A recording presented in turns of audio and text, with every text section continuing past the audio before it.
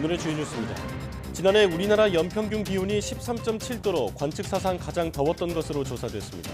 지난해 강수량도 평년보다 30%가량 늘어나 2003년과 1998년에 이어 역대 세 번째 최다 강수량을 기록했습니다. 임무에 실패한 미국 민간 최초 달 착륙선이 대기권에 재진입해 불타 사라질 예정입니다. 개발업체는 지구 궤도에 있는 위성을 보호하고 우주 공간에 잔해물을 남기지 않는 최선의 방법이라고 설명했습니다. 월 150만 원 이상의 사교육비를 지출하는 학생 수의 비율이 일반고 지망생에 비해 영재고나 특목고 지망생이 최대 6배 많은 것으로 조사됐습니다. 설문에 참여한 현장 교사들은 고교 서열화를 문제로 짚었습니다. 정부가 의대 입학 정원 확대 규모에 대해 대한의사협회에 공문을 보내 적정한 증원 규모를 제시해달라고 요구했습니다. 복지부는 의대 증원 규모에 대해 막판 고심 중이라고 밝혔지만 의사협회는 증원 수를 늘리기 위한 압박용으로 보인다며 반발했습니다.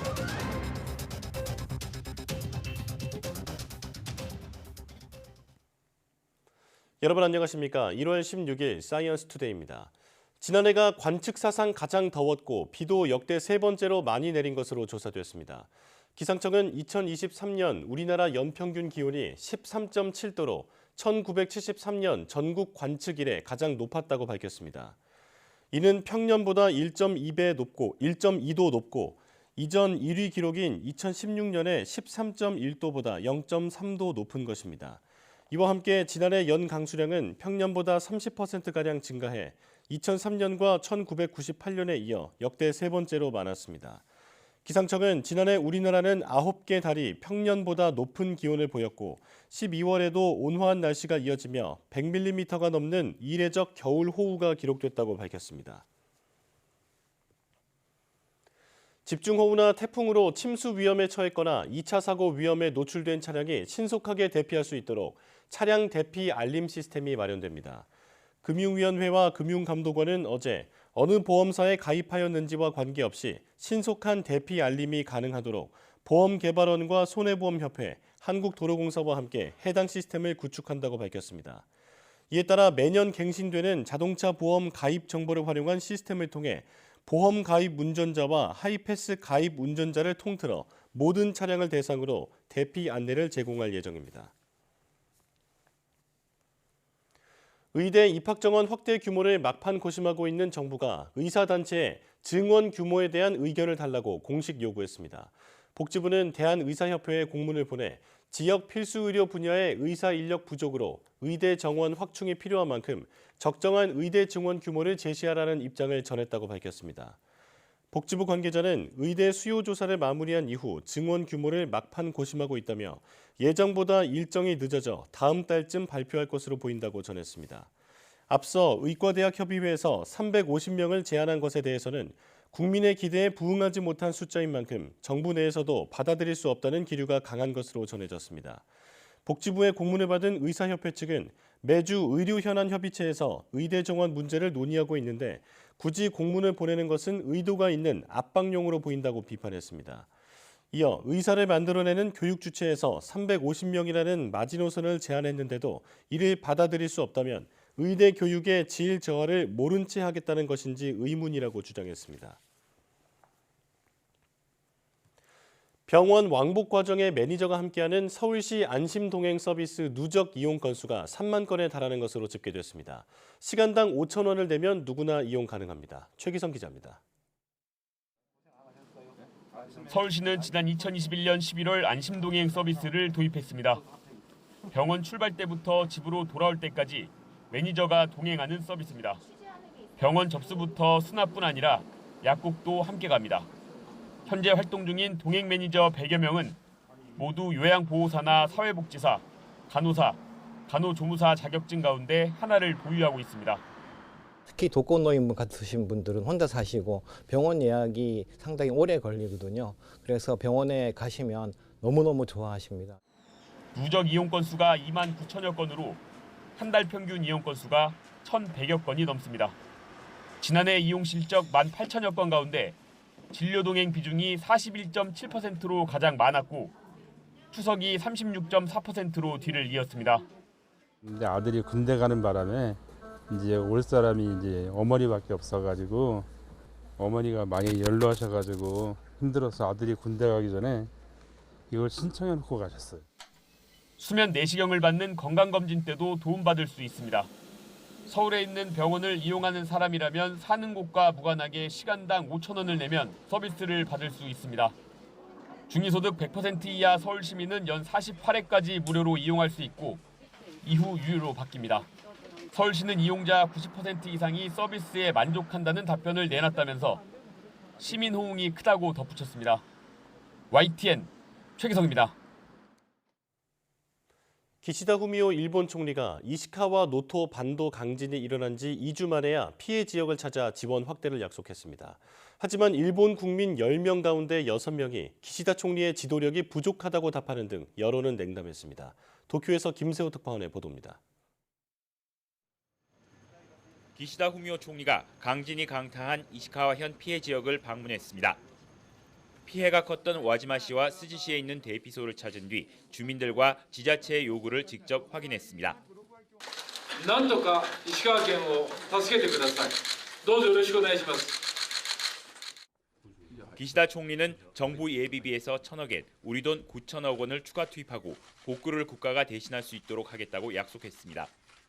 自治体に代わって国が責任を持って本格復旧まで行う権限代行等を緊急に実施することとし、国土交通大臣に指示をいたします。 기시다 총리가 피해 지역을 찾은 것은 새해 첫날 지진이 발생한 지 2주가 지난 뒤입니다. 이에 현장 시찰이 너무 늦었고 각 방문 지역에 머문 시간도 30분에 불과하다며 피해 상황을 제대로 볼 수 있었느냐는 지적도 나오고 있습니다.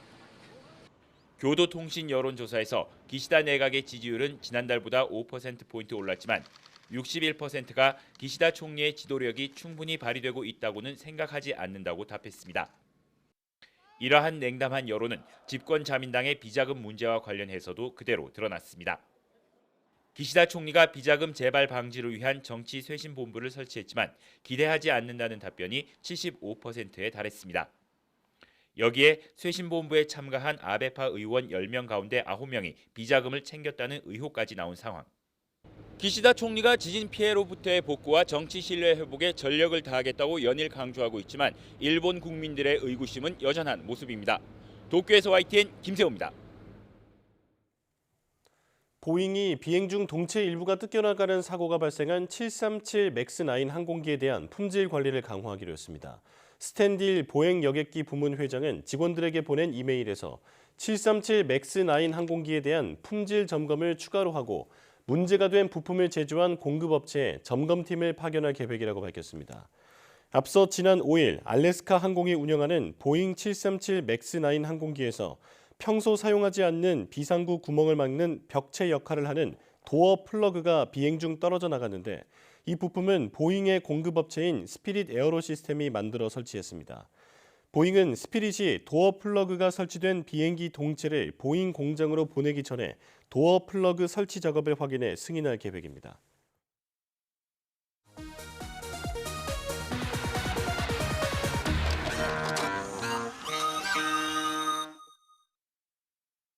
경과, 정의를 지키는 졸라맨 도리도리도리도리 감자도리 빨간 망토 작은 눈에 감자도리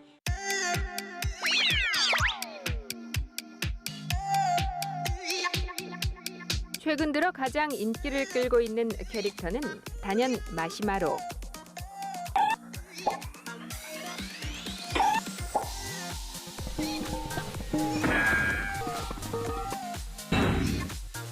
국내의 한 대학생이 인터넷에 올리면서 인기를 끌게 된 토끼 캐릭터로 국내 캐릭터 시장의 80%를 차지했습니다. 우선 귀엽고 깜찍하죠. 중국집 소녀 뿌까. 카루를 짝사랑하며 괴롭히는 엽기적인 소녀입니다. 단순한 모습의 이 소녀는 플래시 애니메이션에 등장해 상품으로 나온 지 석 달 만에 올해의 10대 캐릭터에 올랐습니다.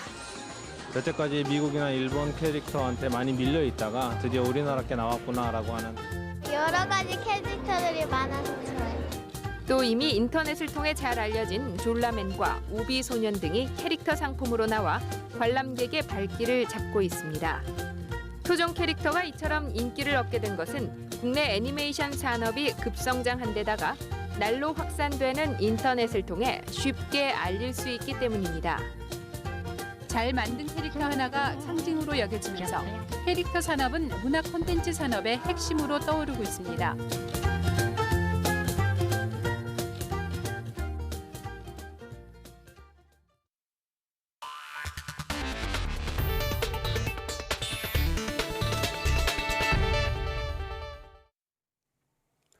미국에서 민간 최초로 발사한 달 착륙선이 임무에 실패한 뒤 대기권에서 연소돼 활동을 마감하게 됐습니다.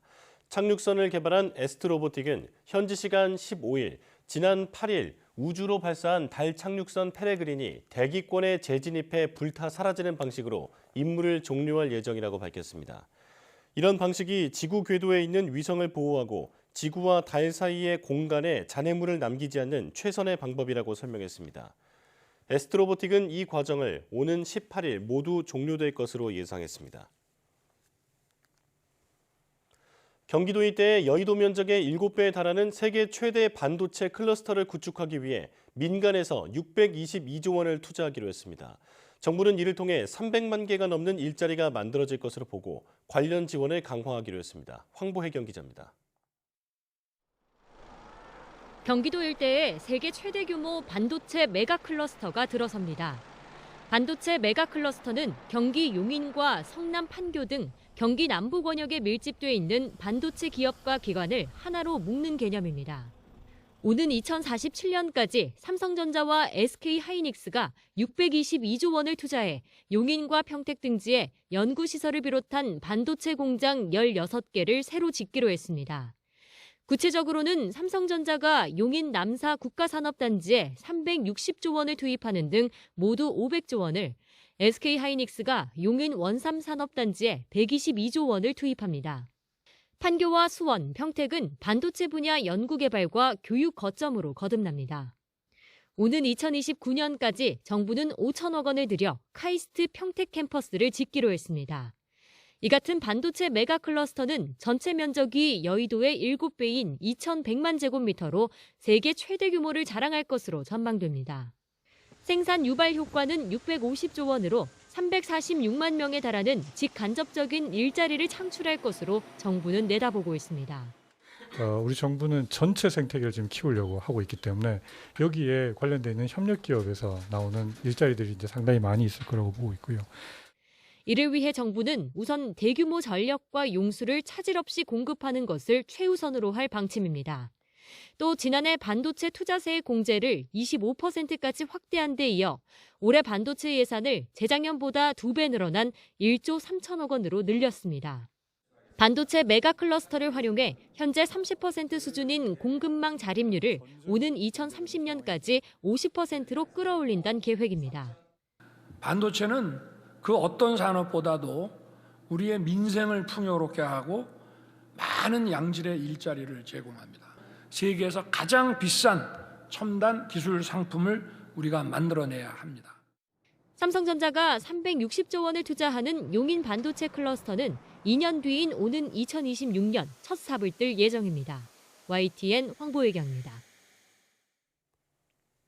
매달 150만 원 이상 사교육비를 지출하는 비율을 살펴봤더니 영재고나 특목고 지망생이 일반고 지망생보다 최대 6배 많은 것으로 나타났습니다.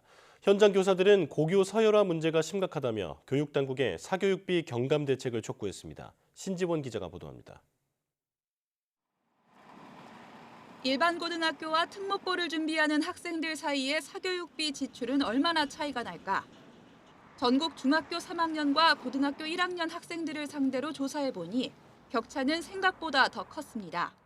매달 150만 원 넘게 사교육비를 들이는 중학교 3학년은 과학고 준비생의 경우 42%로 일반고 준비생보다 무려 6배나 많았습니다. 영재학교 지망생도 월 150만 원 이상 쓴다는 학생이 25%나 돼서 일반고의 3.5배 수준이었습니다. 밤 10시가 넘도록 사교육을 받는 학생 수도 과학고와 영재고 준비생의 절반이 넘었습니다. 영재고나 특수목적 고등학교에 들어가기 위해 그만큼 많은 시간과 돈을 들인다는 건데 입학 후에도 마찬가지였습니다.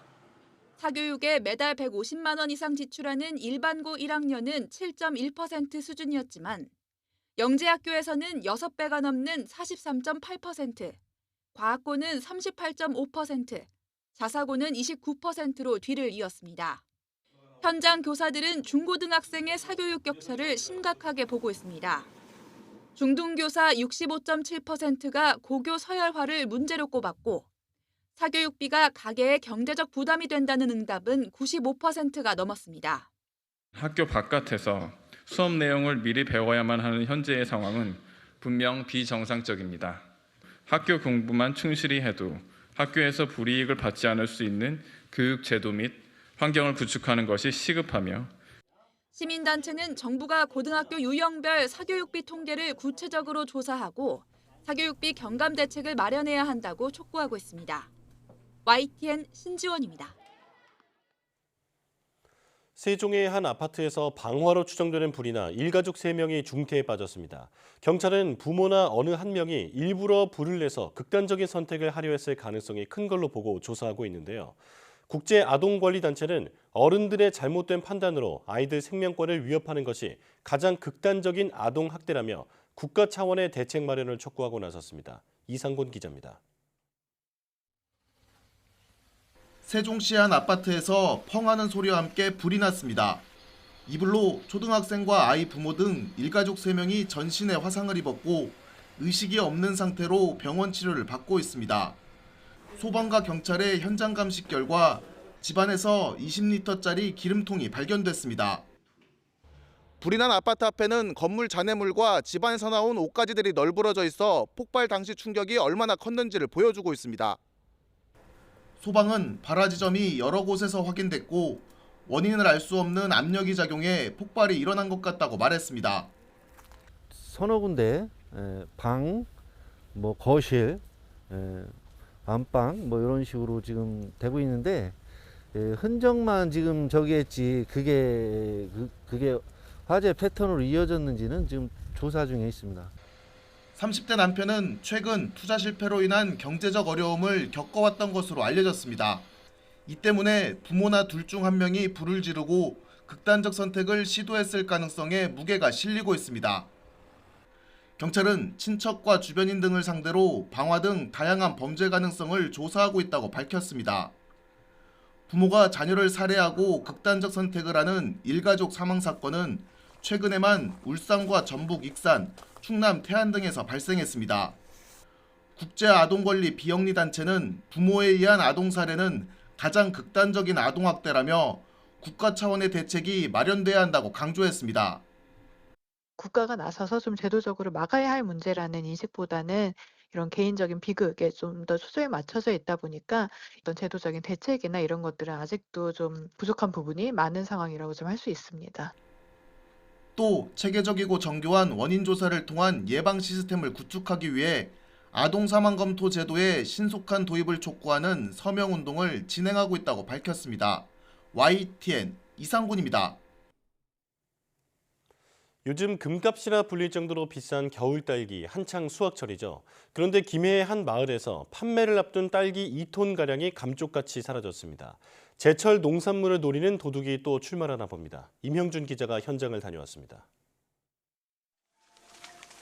딸기 재배 시설에 빨갛게 익은 딸기가 주렁주렁 탐스럽습니다. 이 마을은 딸기 재배 시설이 밀집한 곳으로 딸기 출하에 농민들이 분주한 겨울을 보냅니다. 그런데 지난달 31일부터 이틀 동안 농가 곳곳에서 딸기가 감쪽같이 사라졌습니다. 한창 딸기를 수확해 내다 팔 생각을 하던 농민들은 황당하기 짝이 없습니다. 딸기 따로 들어간 작업하는 사람이 안에 딸기가 없다케야. 그럼 설마 그럴 일이 있겠나 하고 확인을 해보니까 진짜 딸기가 없어졌어요. 농가 8곳에서 딸기가 2톤가량 없어졌습니다. 모두 2,500만 원어치입니다. 딸기 도둑은 모두가 잠든 새벽 시간대를 노린 것으로 농민들은 추정하고 있습니다. 피해 농가에 들어와 있습니다. 피해 농민들은 딸기를 수확해본 경험이 있는 사람이 열매를 따서 상자에 담아 훔쳐간 것으로 보고 있습니다. 문제는 CCTV도 없어서 딸기 도둑을 잡기가 쉽지 않다는 점. 지자체 등 관계기관에선 대책 마련에 나섰습니다. 파출소 또 야간 순찰이라든지 그리고 또 사업부서에 또 CCTV 설치 요청 그리고 각 마을의 이장님들을 통해 가지고 순찰 강화라든지 이런 부분에 다각적으로 예방을 하기 위해서 노력하고 있습니다. 경찰도 현장 조사에 나서는 등 범인을 잡기 위해 수사에 착수했습니다. 제철 농산물을 노린 절도 사건에 농민들의 걱정이 커지고 있습니다. YTN 임영준입니다. 지난달 경복궁 담벼락에서 스프레이 낙서가 발견됐다는 소식이 알려지자 다음 날 따라서 낙서한 20대 남성이 재판에 넘겨졌습니다. 서울중앙지방검찰청은 어제 문화재보호법 위반 혐의를 받는 설모 씨를 구속 기소했습니다. 설 씨는 지난달 17일 서울 종로구 경복궁 영추문 부근 담벼락에 붉은색 스프레이로 가수 이름과 앨범 제목 등을 적은 혐의를 받습니다. 설 씨는 범행 전날 17살 남성 임모군이 경복궁 담장 등에 스프레이로 낙서한 사실이 알려지자 자신도 관심받고 싶어 범행한 것으로 조사됐습니다. 설 씨와 달리 법원이 구속영장을 기각한 1차 낙서범 임군에 대해서는 경찰이 추가 수사를 이어가고 있습니다.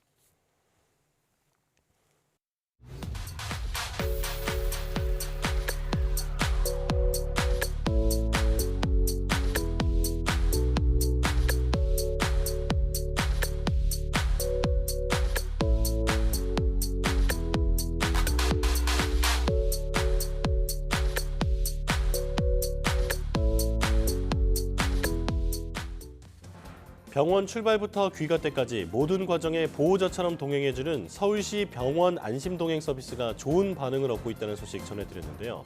보도를 보고 나도 이용해볼까 생각하신 분이 많을 것 같습니다. 서울시 1인 가구 포털 홈페이지 또는 전화로 서비스 희망일 8일 전부터 신청이 가능한데요. 당일 예약도 가능하다고 하니 이용에 참고하시기 바랍니다. 뉴스 마칩니다. 고맙습니다.